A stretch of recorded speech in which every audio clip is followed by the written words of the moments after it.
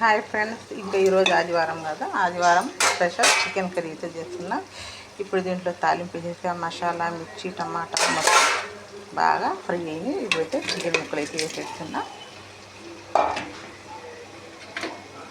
కొంచెం నీళ్ళు కూడా పోద్దాం.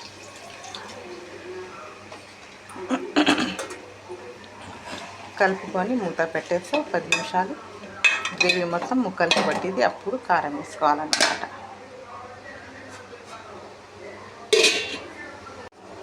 కర్రీ అయితే ఉడికింది ఫ్రెండ్స్. దీంట్లో కారం వేసుకుందాం.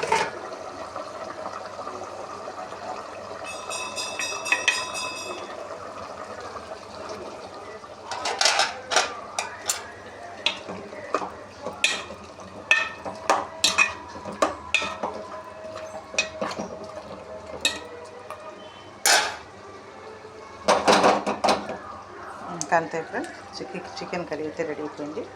కొంచెం సాల్ట్ తక్కువగానే అనిపిస్తుంది, వేసేద్దాం.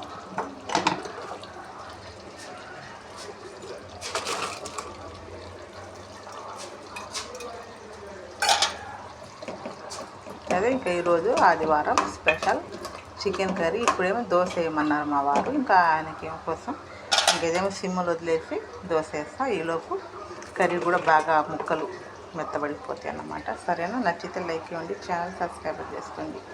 Chicken curry